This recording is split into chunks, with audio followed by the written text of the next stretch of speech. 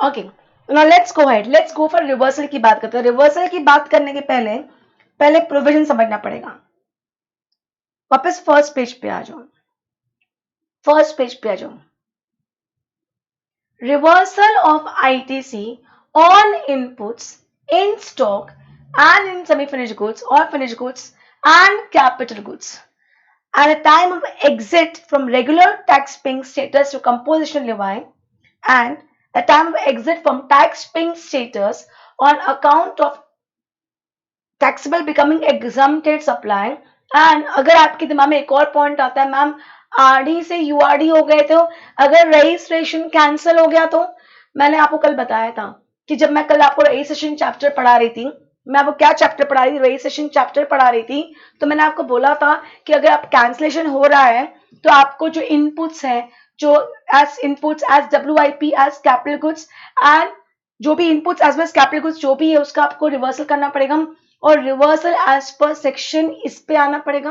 But हाँ, इसका हमको सेक्शन 18 नहीं लग रहा है, सेक्शन 29 लगा। क्या लगा? सेक्शन 29 लगा सी, क्योंकि रजिस्ट्रेशन कैंसिलेशन की बात वहां की गई है।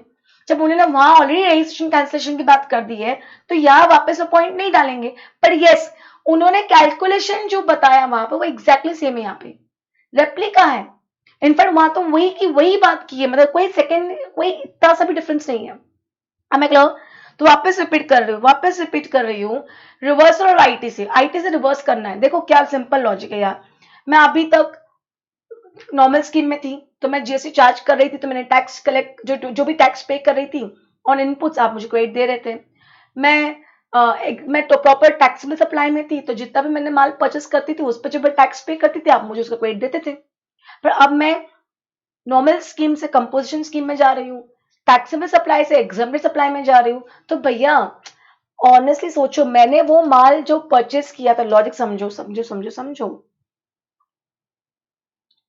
Normal scheme and taxable supply, normal scheme and taxable supply, I hope you getting me.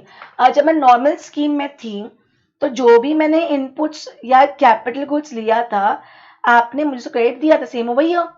अब मैं किस में आ गई? Composition supply, exempted supply. तो अब जो मेरे पास स्टॉक में रखा है उस पे मैं आगे जीएसटी लगाने वाली नहीं हूं। तो ये जो स्टॉक में रखा है इस पे जो मैंने टैक्स पे किया था उसका मैं ऑलरेडी क्रेडिट ले चुकी हूँ। ये जो मैंने स्टॉक में रखा है जिस पर मैंने टैक्स पे किया था वो मैं ऑलरेडी क्रेडिट ले चुकी हूँ, पहले ले चुकी हूँ।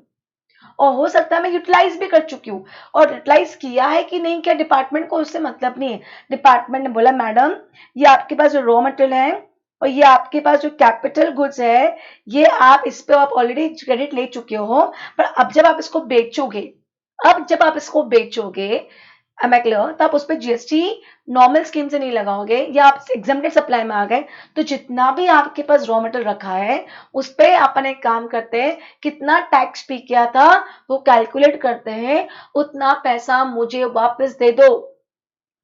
समझ में आया? समझ में आया? क्योंकि आप क्रेडिट ले चुके थे, अब आपको क्रेडिट मिलना नहीं चाहिए था तो वापस कर दो। वापस करने का क्या तरीका है? अगर मेरे पास आईटीसी में इनपुट टैक्स क्रेडिट में कुछ पड़ा है तो उसको रिवर्स कर दो, अगर नहीं पड़ा है तो कैश लेजर के थ्रू पे कर दो। Getting my point? Getting my point? I hope you are getting my point. समझ में आ रहा है मैं क्या बोल रही हूँ? Please understand what I am trying to say. I hope you are getting my point. Please reply, reply fast. इतना समझा? कॉन्सेप्ट समझा? Yes, okay. तो ये 2 पॉइंट, यहाँ पे 2 पॉइंट कवर किए। बट इफ यू रिमेंबर हमारा कौन सा चैप्टर? रजिस्ट्रेशन का चैप्टर बोलता है जब रजिस्ट्रेशन क्या करवाते हो? कैंसिल करवाते हो, मतलब आरडी से यूआरडी हो रहे हो। आप क्या हो रहे हो? आरडी से यूआरडी हो रहे हो। Getting my point? In that case आपको जो भी आपके पास स्टॉक पड़ा है आप उस पर आपको जीएसटी वापस करना पड़ेगा, उसका कैलकुलेशन एग्जैक्टली सेम हो गई हो। Am I clear? Am I clear? Can I go ahead? तो अब मैं सेकंड पोजीशन की बात करूं। सेकंड पोजीशन के लिए आगे बढ़ते, बहुत से चैप्टर बड़ा नहीं है, will be able to easily complete this chapter tomorrow.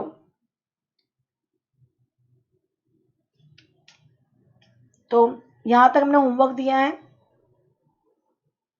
come to this manner of reversal rule 44 और ये रूल 44 ही आरडी से यूआरडी के लिए है ये रूल 44 ही वहां लिखा है अगर आप रजिस्टर्ड सप्लायर से अनरजिस्टर्ड हो रहे हो तो आपके ऊपर रूल 44 लगेगा but that goes under section 29 and rest 2 comes under section 18 समझ में आ रहा है समझ में आया प्लीज अप्लाई करो समझ में आया yes so let's read this reversal of ITC the amount of input tax credit relating to inputs held in stock input held in semi-finished and finished stock and capital goods held in stock for the purpose of section 18 subsection 4 and section 29 29 भी बोल दिया same provision for both cancellation of registration determined in the following manner am I clear I hope there is no confusion for inputs अलग अलग बताए inputs के लिए अलग बताए capital goods के लिए अलग बताए inputs credit to be calculated proportionately on the basis of corresponding invoices for inputs held in stock and inputs contained in semi-finished or unfinished stock held. The input tax credit shall be calculated proportionately on the basis of the corresponding invoices on which credit has been availed by registered taxable person on such inputs. इनका क्या कहना है boss इनका कहना है आपके पास जो भी स्टॉक में रखा है इनपुट्स कैपिटल गुड्स की बात नहीं चल रही इनपुट्स वो आप देखो उसका इनवॉइस निकालो चेक करो क्योंकि देखो अपन ने बुक में एंट्री तो करी होगी आज जब भी मैं माल परचेस करूंगी तो प्रॉपरली लिखूंगी इस डेट को परचेस किया है ये इनवॉइस है getting my point am I clear तो मैं क्या करूंगी मैं अपने अकाउंट्स निकालूंगी देखूंगी कौन सा इनवॉइस डाला है वो इनवॉइस की कॉपी निकालूंगी अपने परचेस फाइल में से और देखूंगी कि उस पे मैंने कितना टैक्स पे किया है मतलब कोई साल भर का रिस्ट्रिक्शन नहीं है जब मुझे देना है तो पुराने भी चलेंगे जब मुझे रिवर्स करना है तो पुराने भी चलेंगे जब आपको मुझे क्रेडिट देना तो 1 साल समझ में आया yes I hope you've understood I hope you have understood what I'm trying to convey yes I hope you have understood what I am trying to convey am I clear for capital goods की बात करते हैं credit to be calculated on pro rata basis taking useful life of capital goods as 5 years हमको भी मालूम है 5 years है for capital goods held in stock the ITC involved in the remaining useful life in months shall be calculated on pro rata basis taking useful life as 5 years suppose example में क्या है capital goods has been used for 4 years 6 months and 15 days मतलब कितने महीने हो गए part को भी पूरा मंथ मान लिया am I clear तो 4 years 6 months and 15 days मतलब 4 years and 7 months यूज कर लिया है 4 years and 7 months क्या कर लिया है यूज कर लिया है कितने महीने बचे 8 9 10 11 12 5 months बचे 5 months का रिटर्न कर दो समझना इसी को समझाने की कोशिश करती हूँ चलो जब मुझे अवेल करना था और जब मुझे रिवर्स करना है ओके सेम नंबर्स लेके चलते हैं 1,20,000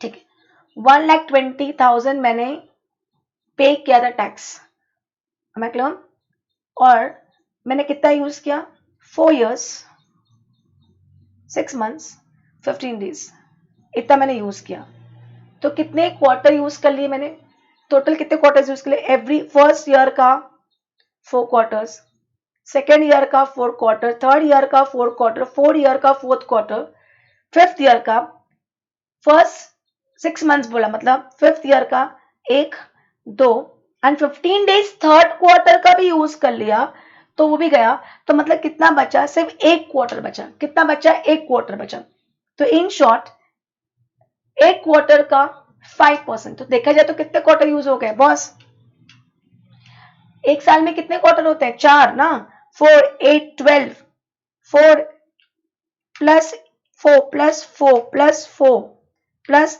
3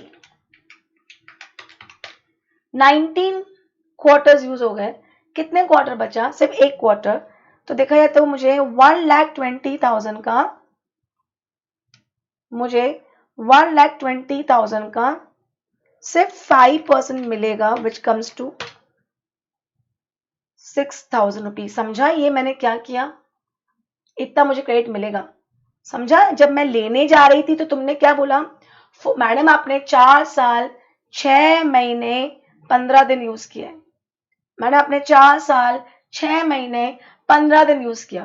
पहले साल का 4 क्वार्टर गया, दूसरे साल का 4 क्वार्टर गए, तीसरे साल का 4 क्वार्टर गए, फोर्थ ईयर का भी 4 क्वार्टर गए। चलो फिफ्थ ईयर में क्या हुआ? 6 मंथ्स, मतलब 2 क्वार्टर तो चले गए। 6 मंथ पर मंथ पर क्वार्टर 3 मंथ्स, तो 6 में मतलब 2 क्वार्टर, 15 डेज। 15 डेज का मतलब हुआ एक पूरा क्वार्टर, 3 क्वार्टर चले गए इन शॉर्ट। तो एक कितना क्वार्टर बचा? एक ही क्वार्टर बचा। Am I clear? तो 1,20,000 कितना परसेंट मिलेगा? 5%। क्रेडिट कितना दोगे? 6,000। पर अब यही जब रिवर्सल करने की बात आती है तो बोलते हैं महीने लो, महीने, क्वार्टर नहीं चलेगा, महीने। अच्छा कैसे? पहले साल का 12 महीने, दूसरे साल का 12 महीने, तीसरे साल का 12 महीने, चौथे साल का 12 महीने, पांचवें साल का 6 प्लस 15। पार्ट भी यूज किया तो मान लेंगे आपने यूज किया, कितने गए? 7 मंथ्स। टोटल कितने हो गए? 12 into 4 plus 7 comes to 55 months। Total कितने मंथ्स मानते हैं? 60 मंथ्स मानते हैं। तो 1,20,000 मतलब कितने बच गए? 5 महीने बच गए। आप उतना रिवर्स कर दो। आपने 55 मंथ्स एज कैसे यूज किया? नॉर्मल टैक्स पे यूज किया। अब कंपोजिशन में जाने वाले हो तो 5 मंथ्स का हमको वापस कर दो, divide by 60, divide by 60 comes to 2,000, और हमको 2,000 पर मंथ के हिसाब से 5 महीने के हिसाब से 10,000 रिवर्स कर दो। सी समझ में आ रहा है प्रॉब्लम क्या हुआ है? यहां तो मुझे एक क्वार्टर का दे रहे हो, एक क्वार्टर मतलब 3 months, per month is 2,000। 3 months के हिसाब से 6,000 होता है, पर 5 मंथ्स के हिसाब से 10,000 हो जाता है। समझ में आ रहा है मैंने क्या बोला? बोलो रे, समझ में आया मैंने क्या बोला? प्लीज अप्लाई करो। समझ में आया मैंने क्या बोला? जब मुझे देना है तो मंथ करते हो, जब मुझे लेना है तो क्वार्टर कर लेते हो। समझ में आया? Please apply all.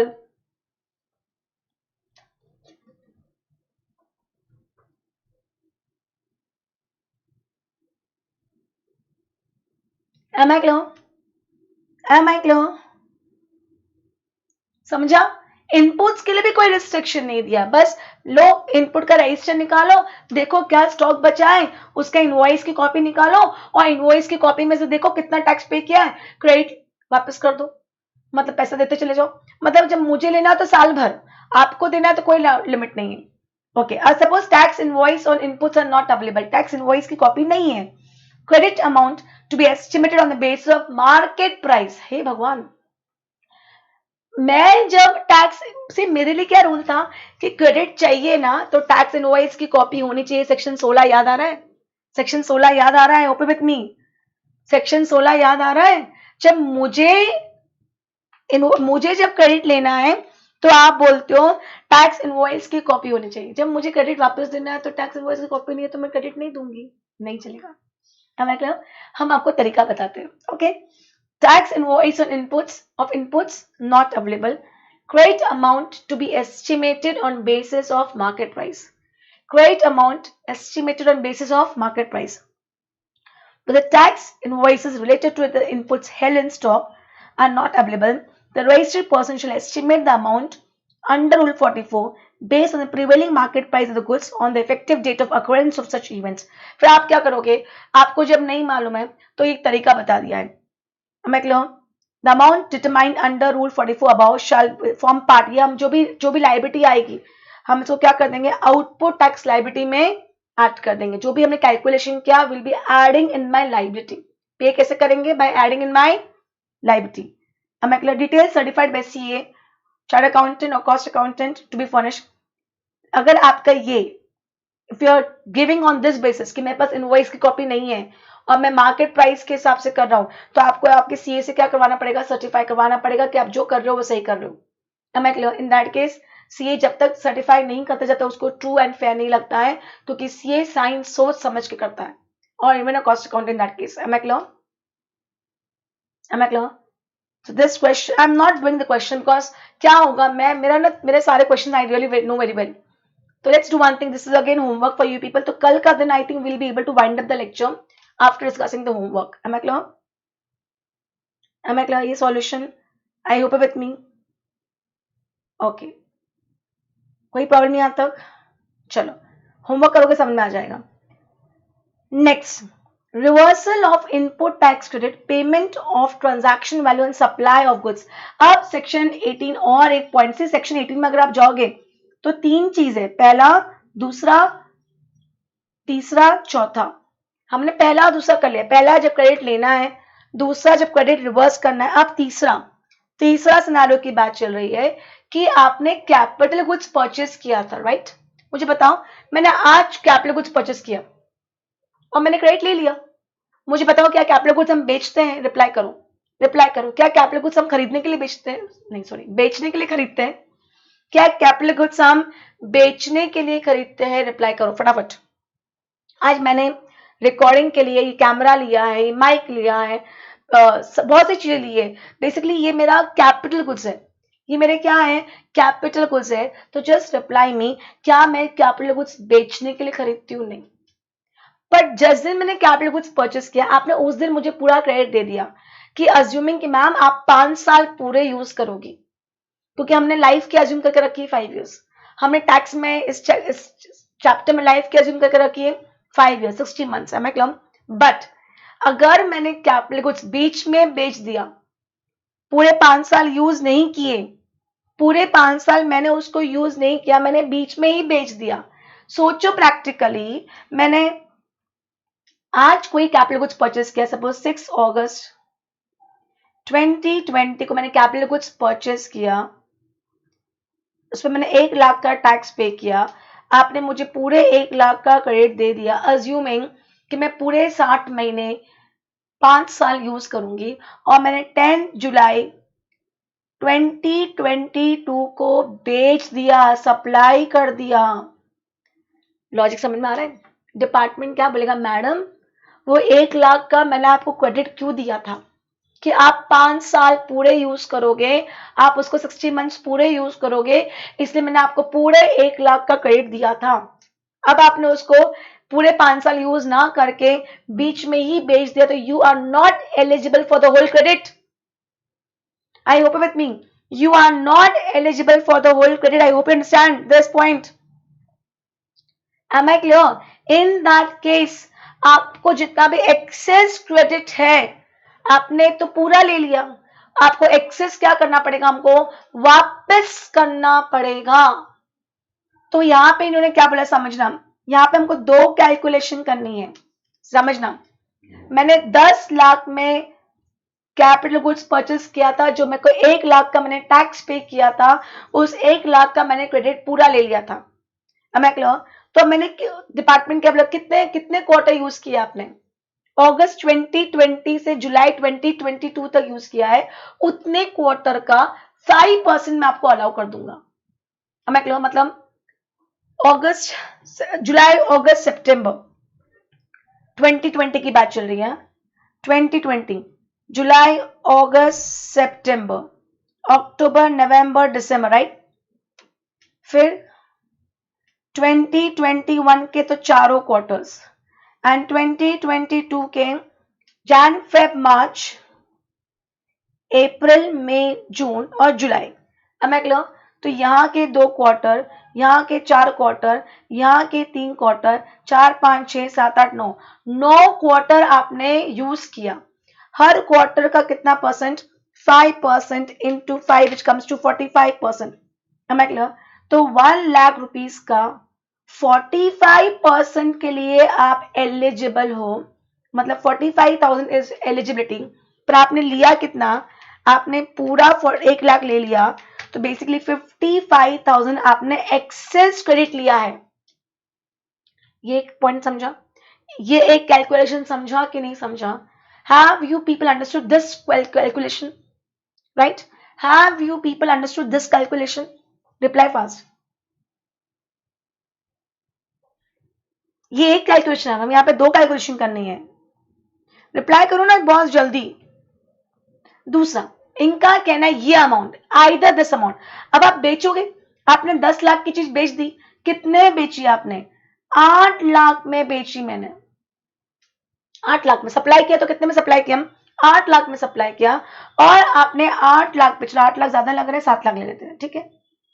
या चलो दो सिनेरियो, केस 1, केस 2। पहले केस में आपने 6 लाख में बेचा, पहले केस में, केस 1 6 लाख में, कितना परसेंट जीएसटी है? 10%।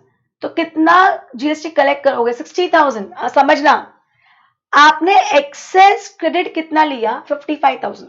पर जब आपने बेचा, आपने क्या किया? बेचा, I hope you are with me.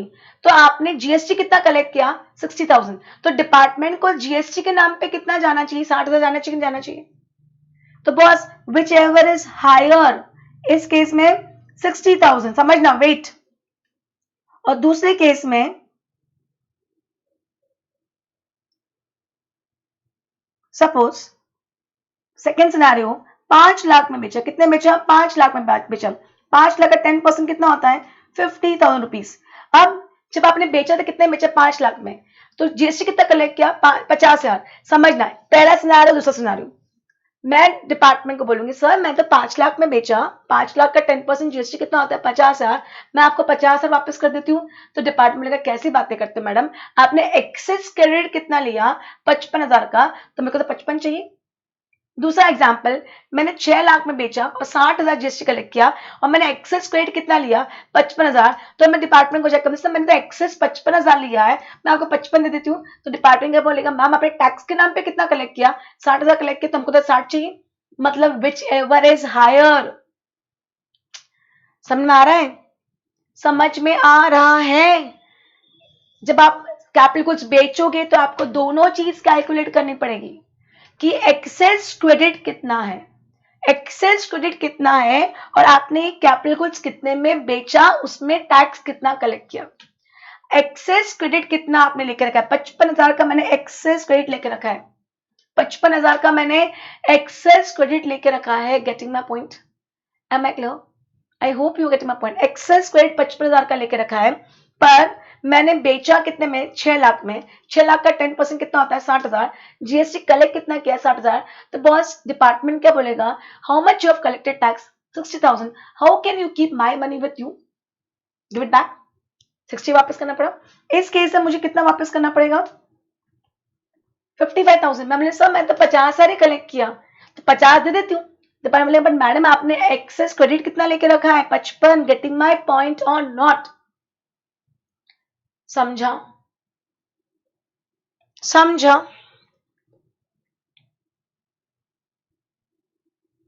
Reply करो, समझा कि नहीं समझा?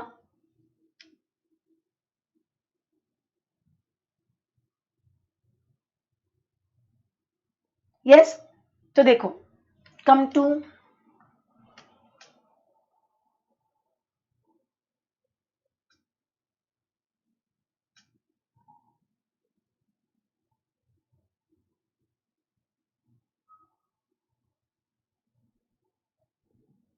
Reversal of input tax credit और पेमेंट ऑफ ट्रांजैक्शन वैल्यू। ये मेरा क्या है? Transaction value, 6 lakh transaction value, जितने में मैंने ट्रांजैक्शन किया था। ऑन सप्लाई ऑफ गुड्स क्या लिखा है?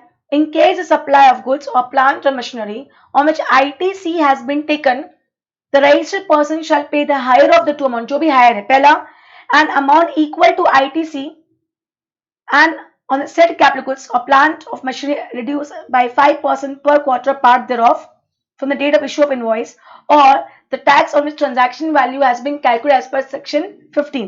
ये 2 मिनट बात करते हैं। Am I clear? Am I clear? Determination of amount of credit in relation to capital goods. The amount of ITC for purpose of section 18 relating to capital goods shall be determined in the same manner as per rule 44(1)(b) and the amount shall be determined separately for all the taxes. It's okay. अच्छा, ये ध्यान रखना, मुझे बताओ, amount determined is greater than the tax on transaction value to be added to the output tax liability.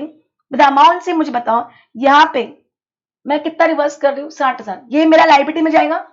अब इस case में liability में कितना गया? 50,000 ही गया, पर जाना कितना चाहिए? 5,000, 55 जाना चाहिए।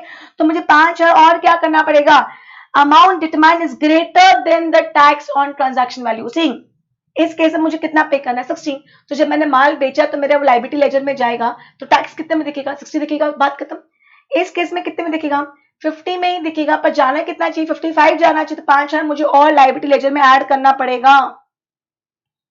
समझा? समझाओ, reply.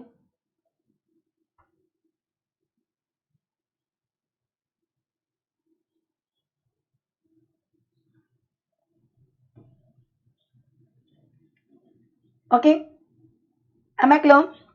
So this question again is homework. Again I'm saying मैं नहीं करना चाहती होमवर्क अभी, क्योंकि आप लोग का दिमाग नहीं काम करेगा फिर। Okay, then one more point is left over here.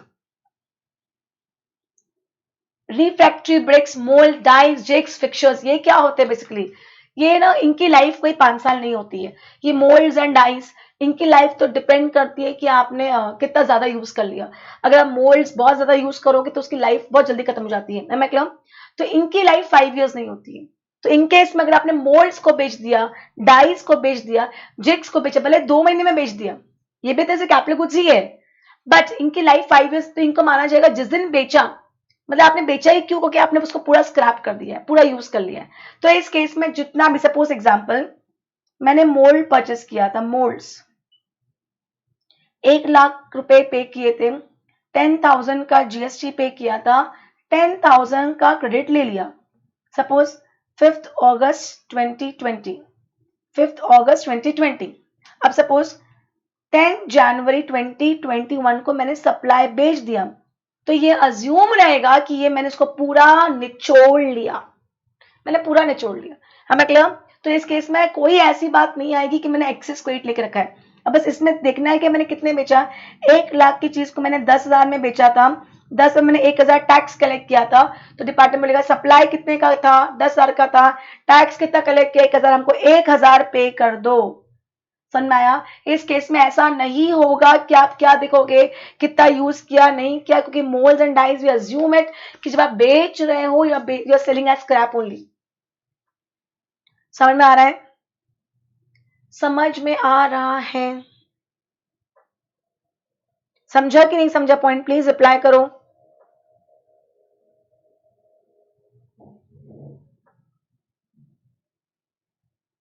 Please reply fast. Yes? So now this question is homework. Now last point in section 18, last point, और ये important है क्योंकि इसमें amendment आया है, and then today I'll be done with section 18 completely. सिर्फ कल हमें क्या डिस्कस करना रहेगा, होमवर्क। हमें क्लियर? तो पहले यहाँ देखो, पेज नंबर 1 पे देखो,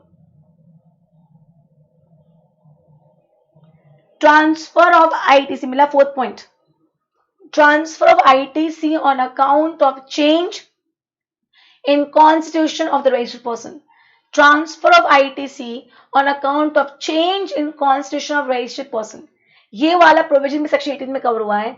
आप क्या कर रहे हो, आपको कॉन्स्टिट्यूशन, चेंज इन कॉन्स्टिट्यूशन हो रहा है, देखते क्या हो रहा है। Let's go in depth of this. ये आपके एग्जाम में आएगा ही आएगा क्योंकि इसमें अमेंडमेंट आया है।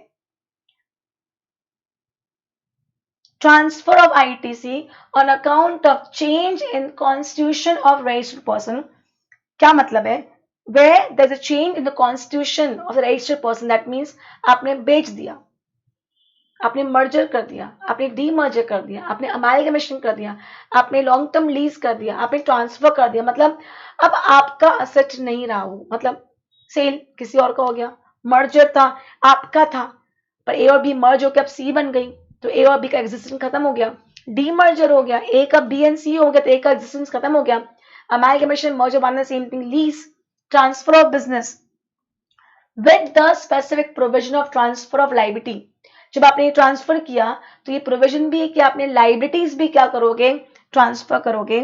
The set registered person shall be allowed to transfer input tax credit which remains unutilized in his electronic rate ledger to sold, merged, demerged, amalgamated, leased or transferred business in such a manner। समझना, अगर सी question क्या है कि अगर ए company ने अपने आप को बेच दिया बी को, अब ए कंपनी के जो एसेट, जो उसका बैलेंस शीट था, उसकी एसेट में आईटीसी, मैंने आपको बताया input tax credit is an asset for the assessee. मैं क्लियर? ये मैंने एडवांस में गवर्नमेंट को पैसा देकर रखा, तो मेरा एसेट है। Am I clear? तो अगर मैं अपना बिजनेस बेच रही हूँ बी को, तो क्या बी को ये आईटीसी का जो बैलेंस अनयूटिलाइज पड़ा है ए के बैलेंस शीट में वो भी मिलेगा? तो इट ओनली डिपेंड्स कि अगर ए लाइबिलिटी भी ट्रांसफर करेगा बी को तो एसेट भी आईटीसी भी ले जाएगा। Am I clear? Provision of transfer of liability specific provision है कि लाइबिलिटी भी ले गया तो क्रेडिट भी ले जाएगा। आई होप विथ मी, इतना समझा? इतना ही प्रोविजन था, पता है, इतना ही प्रोविजन था। मे बी इतना एक और ही पैराग्राफ इतना और था, ये उसके बाद ये पूरा क्लैरिफिकेशन ऐड हुआ है। तो क्या लिखा है देखो, procedure for transfer of credit on sale, merger, amalgamation, etc. Details of transfer of business to be furnished electronically along with request application for transfer of ITC. A registered person shall, in the event of sale, merger, demerger, amalgamation, lease, or transfer or change in the ownership of the business by any reason, furnishes details of sale, merger, demerger, amalgamation, lease, or transfer of business electronically on the common portal along with the request of transfer of unutilized ITC. Unutilized ITC, am I clear? उन्हें बोला कि boss मैं cell कर रहा हूं और मैं साथ में रिक्वेस्ट कर रहा हूं कि मैं आईटीसी भी ट्रांसफर कर रहा हूं टू द इन ट्रांसफर। मैं क्लियर? आईटीसी अब कैसे ट्रांसफर होगा, किस प्रोपोर्शन में होगा? ITC to be apportion on the basis of value of assets in case of demerger. Demerger के केस में क्या हो रहा है, ए कंपनी बी और सी में जा रही है, तो अब दो में जा रहा है तो कितना जाएगा आईटीसी? तो जितना असेट बी में गया, जितना असेट सी में गया, उतना प्रोपोर्शनेट में जाएगा। अभी समझते हैं। In the case of demerger the input tax rate shall be apportion the ratio of the value of asset of the new units as specified in demerger scheme. Value of asset का मतलब क्या लिखा है? It means value of asset of the business whether or not ITC has been availed or not, input tax credit has been availed or not। देखना, let's come to this। okay, certificate की क्या बात चल रही है? The transferor should also submit a copy of certificate issued by practicing CEO or cost accountant certifying that sale, merger, demerger, amalgamation, etc. transfer business has been done with specific provision of transfer of liability। आपको सीधे certify करवाना पड़ेगा कि हम IT से transfer कर रहे हैं, हमने लाइबिलिटी भी ट्रांसफर कर दी है। अब ये देखना, ये इंपॉर्टेंट है, बेसिकली क्लैरिफिकेशन है ये कि कैलकुलेशन कैसे करना है। Hope you are getting me. Again आज समझाती हूँ, कल लास्ट लेक्चर में अपन इसको वापस रिवाइज कर लेंगे। Clarification in respect of apportionment of ITC in case of business reorganisation. In case of demerger, किसकी बात है? डीमर्जर। पर डीमर्जर का मतलब नहीं कि डीमर्जर बोला डीमर्जर में ऐसा होने वाला है। The input tax credit apportioned in the ratio of value of assets of the new units as specified in the demerger scheme. However, it is not clear as to whether the value of asset of the new units to be considered state-wise or at all India level। यहाँ पे question क्या आया, उन्होंने बोला कि जो demerger के case में कैसे मिलेगा, अपॉर्शनमेंट कैसे करेंगे? वैल्यू ऑफ असेट्स के हिसाब से। पर फिर इन्होंने ये क्लियर नहीं किया, ये क्वेश्चन है इनका, ये क्वेश्चन है इनका कि मैं क्या लूं, value of asset state wise लूं कि इंडिया लेवल पे लूं। समझो, एग्जांपल देखते हैं पहले। सपोज एग्जांपल देखते हैं, इन्होंने बोला है स्टेट वाइज लेना है और ना कि इसका आंसर दिया इन्होंने the value of asset of the new units to be taken at state level and not at India level. Example देखो, a company XYZ invested into two states of MP and UP. Its total value of asset is 100 crores. While the asset in state A, MP में 60 करोड़ का, UP में MP में 60 है, UP में 40 है। It demerges a part of its business to company ABC. XYZ ABC में demerge हो रही है। As such, as part of such demerger, asset of XYZ amounting to rupees 30 crores are transferred to company ABC in the state of MP. Am I clear? And while asset amounting to 10 crores are transferred. Okay. इन्होंने क्या बोला? MP में कितना हुआ? 60 में से 30 चला गया। यूपी में कितना हुआ? 40 में से 10 चला गया। Am I clear? Now total asset amounting to rupees. Okay, कहाँ गया यहाँ पे? Well, asset amount was 10 crores only transferred to ABC in UP. Total asset amounting was 40 crore at all India level are transferred from all India level में कितना हुआ 40 transfer हो गया 100 था 40 चला गया देखते are transferred from XYZ to ABC the unutilized ITC अब ITC of XYZ MP में कितना है shall be transferred to ABC on the basis of ratio of asset and state suppose अब मुझे इसके साथ क्या ट्रांसफर करना है आईटीसी भी ट्रांसफर करना है तो आईटीसी का क्या रेशियो लूं मैं ऐसे आप देखोगे तो आपको 40% ट्रांसफर दिखेगा टोटल का समझ में आ रहा है आपको टोटल का कितना परसेंट ट्रांसफर दिख रहा है 40% ट्रांसफर दिख रहा है इंडिया लेवल पे 40% दिख रहा है पर मैं इंडिया लेवल पे नहीं जाऊंगी मैं स्टेट वाइज करूंगी तो एमपी का तो 50% गया है एमपी का तो 50% गया है एंड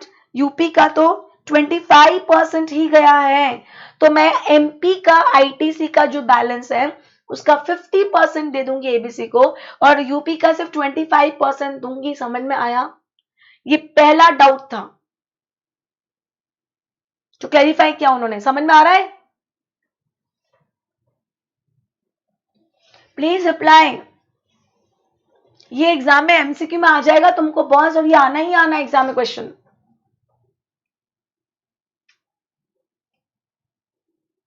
समझ में आया okay second doubt if the transfer required is the transfer required to file form this in all state where it is registered nahi जिस स्टेट में the transfer is required to form GST ITC 02 only in those states where both transferor and transferee are registered see जिस state में ये सब काम हुआ है आप ITC आप ट्रांसफर कर रहे हो तो आपको कुछ डॉक्यूमेंट सबमिट करने होते हैं इन दैट केस आपको पूरे आपके जहां जो ऑफिस है वहां सबमिट करने की जरूरत नहीं है जिस स्टेट में ट्रांसफर है जिस स्टेट में ट्रांसफर है उसी स्टेट में आपको करना पड़ेगा थर्ड ओके थर्ड इन्होंने किस क्वेश्चन में मैं पहले क्वेश्चन समझा देती हूँ ऊपर जो एग्जाम्पल दिया वो डीमर्जर वर्ड यूज किया मैं जानबूझ के इसलिए डीमर्जर को स्पेसिफाई भी किया था डीमर्जर इसका ये मतलब है अभी हमने ये जो कैलकुलेशन समझा है ये सिर्फ डीमर्जर के लिए होता है नहीं इनका कहना है हमने एग्जाम्पल में डीमर्जर वर्ड यूज किया है but this is applicable to all shall be applicable for all forms of business reorganization that results in partial transfer of business assets along with liability see पूरा ही transfer कर देते तो पूरा ही ITC भी चला जाता अगर आपने पार्शियल किया है कुछ भी तो ये जो हमने ऊपर पढ़ा है अपॉर्शनमेंट का फॉर्मूला भले हमने डीमर्जर वर्ड यूज किया है but that is applicable to all forms of business reorganisation am I clear yes now C point again damn important not C point D point wait C point क्या है whether the ratio of value asset as prescribed under this shall be applied in respect of each of the heads okay हाँ इनका कहना है कि ये जो अभी अपन ऊपर पता करके आए एमपी के केस में 50% ट्रांसफर होगा और यूपी के केस में 25% ट्रांसफर होगा इनका क्वेश्चन है क्या ये जो रेशियो है shall be applied in respect of each of the head मतलब क्या C का 50% S का 50% I का 50% क्या ऐसे करोगे कि टोटल MP का जो ITC है सपोज MP का जो ITC MP का C का 10,000 है I'm just giving rough numbers S का 10,000 है I का 50,000 है इनका पूछना है क्या 10,000 का 50% क्या S का 10,000 का 50% क्या I का 50,000 का 50% ऐसे दोगे इनका कहना है नहीं हम MP का टोटल ले लेंगे 50 60 70 70,000 का 50% हमें क्रेडिट देना है हम टोटल का 50% लेंगे हम टैक्स वाइज नहीं करेंगे I hope you are getting with this see क्या लिखा है इलस्ट्रेशन देखो the ITC balance of transfer A state of Maharashtra under C S और I C का 5 है S का 5 है I का 10 है टोटल 20 है और सपोज ट्रांसफर कितना हुआ है 60% तो आप 5 लाख का 60% फिर 5 लाख का 60%, फिर 10 लाख का 60%, ऐसे नहीं करोगे, सीधे 20 लाख का 60% बोलोगे, जो कितना आता है, 12 लाख आता है। समझ में आया? बस ये इंपॉर्टेंट है, मैं बार बार बोल रही हूँ, बहुत इंपॉर्टेंट है, ये समझ में आया? प्लीज अप्लाई करो। Is this clear?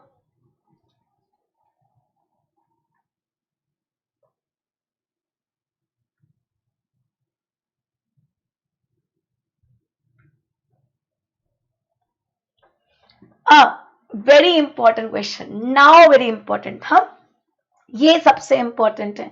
मुझे पता है इस एग्जाम्पल में मुझे कितना देना है, रिप्लाई करो। जब ये मैंने ये एग्जाम्पल पढ़ के आए हैं, कितना आईटीसी टोटल जाना चाहिए, कितना आईटीसी टोटल जाना चाहिए, अमाउंट बताओ, कितना ट्रांसफर करना चाहिए, मुझे बताओ, जल्दी बताओ अमाउंट, कितना आईटीसी मुझे टोटल वापस करना चाहिए, रिप्लाई फास्ट।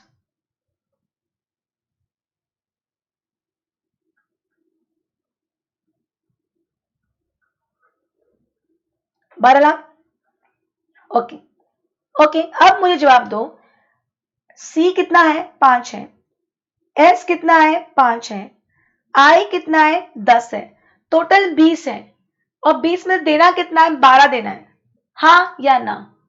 कैसे दोगे 12? एक बार तुम्हारे अंडरस्टैंडिंग बता दो मुझे, तुम्हारे मन में क्या है बता दो, तुम्हारे मन में क्या है बताओ, व्हाट वुड यू डू? अगर बिना तुम्हें पढ़ाए अगर मैं तुमसे पूछूं कि टोटल 20 लाख का क्रेडिट है, टोटल कितना क्रेडिट है, 20 लाख का क्रेडिट है, और मुझे 12 लाख देना है, कैसे दू 12 लाख? कौन सा, सी कितना दू, एस कितना दू, आई कितना दू, बताओ मुझे जल्दी। मैं नीचे का भी पढ़ाऊंगी नहीं, पहले बताओ, सी कितना दू, एस कितना दू, आई कितना दू, बता दो जल्दी। In the ratio of, okay, she's saying that one of my student is saying, ma'am, total 20 lakhs है, तो आपके पास 25% सी है, 25% एस है, और 50% आई ऊपर कितने पॉइंट, मतलब she's saying to say 5 simple, मतलब 1:1:2, 1:1:2 ऐसा बोला, 5:5:10 क्या बोलते हो, 1:1:2, ये मन में आएगा, ये आएगा मैम, जो प्रपोर्शन में आपके पास सी है, जो प्रपोर्शन में आपके पास एस है, जो प्रपोर्शन में आपके पास आई है, आप उस प्रपोर्शन में दे दो, हाँ या ना, ये मन में आएगा आपके कि नहीं आएगा? Others also reply please, others also reply please please please.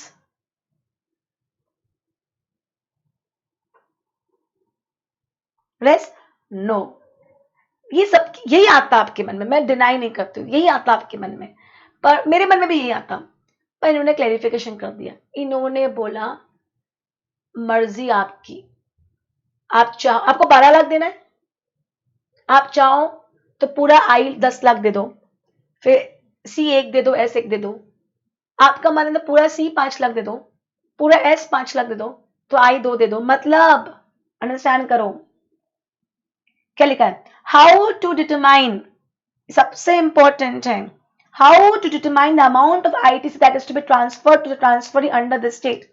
तो total amount of ITC to be transferred to the transferee should not exceed, see, the amount of ITC to be transferred, total कितना transfer करना, 12, 12 से ज्यादा तो देने का सवाल उठता ही नहीं है, as determined above। However, the transferer किसकी राइट, किसका हक है, transferor shall be at the liberty to determine the amount to be transferred under each tax head ICS or U within the total amount subject to the ITC balance available with the transferor under the concerned tax head। पहली बात, 12 लाख से ऊपर नहीं दे सकते। दूसरा, अगर आई में 10 है तो 10 के ऊपर नहीं दे सकते, समझना।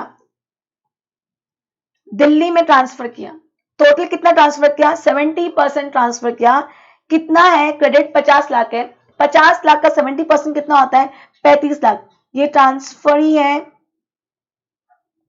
ये ट्रांसफरर का बैलेंस है। अब मतलब अब ट्रांसफरर चाहे तो उसने पूरा 10 ही दे दिया, पूरा 10 ही दे दिया, 20 दे दिया, टोटल देना कितना है, 35, 15 ये दे दिया, बचे इसके पास 15। समझ में आया मैं क्या कह रही हूँ? हरियाणा में 40% करना था, 70 लाख का क्रेडिट है, 40% कितना होता है, 28 लाख। पहले उसने पूरा 20 लाख क्या ले लिया, आई ट्रांसफर ने पूरा 20 लाख दे दिया, ये जीरो बचा। अब 8 और है तो 5 लाख एस दिया, 3 लाख सी दिया, मतलब totally as per the wish of the transferor, totally as per the wish of the transferor. I hope you are getting my point. ये अब भी ऐड हुआ है नोटिफिकेशन पूरा circular. This is the latest circular, first time for November attempt. Am I clear? समझ में आ रहा है? समझ में आया? आगे बढ़ूं? आगे. In order to calculate the amount of transferable ITC, the apportionment formula provides to Rule 41 of the CGST has been applied to unutilized ITC balance of transfer. However, it is not clear as to which date shall be relevant to calculate the amount unutilized. अब question ये आता है कि भैया किस दिन का ITC लूं, unutilized ITC किस दिन का लूं, मतलब not clear which date shall be relevant to calculate. क्या लिखा है? According to subsection this, where there is a change in constitution of a registered person on a sale, merger, demerger, amalgamation, lease or transfer of the business unit, the specific provision of a transfer liability, the said registered person shall be allowed to transfer ITC which remains unutilized in his electronic credit ledger to such sold, merged, demerged, lease or transfer business in such manner as may prescribe. Further, subrule this prescribes that the registered person shall file form ITC for transfer of ITC. But इस problem ये है कि यहाँ पे कहीं नहीं बोला गया है कि किस डेट का लेना है, तो डेट के लिए बोला गया है नीचे which date shall be relevant to calculate the ratio. The scheme under this section shall clarify indicate an appointed day from which it will be effective, and the scheme shall be deemed to be effective from such date and not a date subsequent to the appointed date. The said legal provisions appears to indicate that the appointed date of demerger is a date on which the scheme for demerger comes into force, and it is specified in the respective scheme of demerger.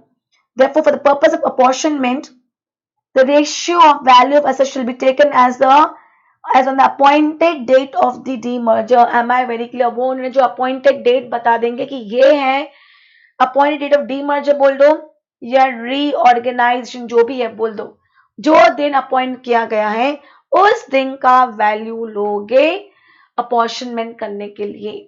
M I very clear? Reply. बस कोई confusion है? कुछ भी नहीं है. It is damn easy.